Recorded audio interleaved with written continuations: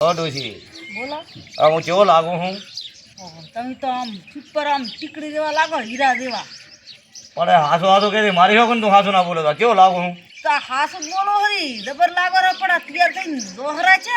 અલ્યા 15 દાડા પહેલા આવડી કંકુતરી આવી એને ભલે પૈસા ના હાલે કાંઈ ને પણ કંકુતરી કઈ બાકી ના રહે. લાડવા ખાવા તો જવા પડે એટલે 15 દાડાથી તૈયાર થઈને બેઠો છું. આ પહેલો લગ્ન આવી પહેલું જવાનું છે આપણે. કંકુતરી તો આલી પડે, આટલો તો કર્યા વગર ના ચાલે. એમને એમ લાડવા ના ખવડાય કોઈના.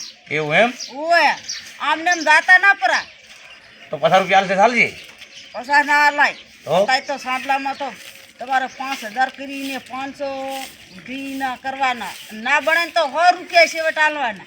બરાબર છે. લઈને શું જાશો આમ?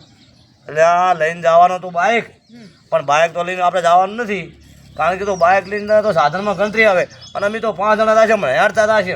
એ આમ તો ઈ હારું હેડતા હોય એટલે એ ગણતરી ના આવે. કામ હેડતા દો ને ઈ બધે કરતા હારું. હાટું જવાનું છે ને મારે તો.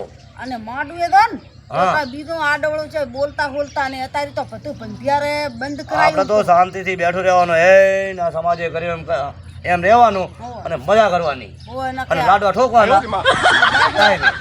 આમ લાડવો એમને એમ ઠોકાય નહીં. એ ખાવા તો આવવું પડે ને તારે ટાઈમે. હમ. ખાધા વગર તો ચાલતું છે.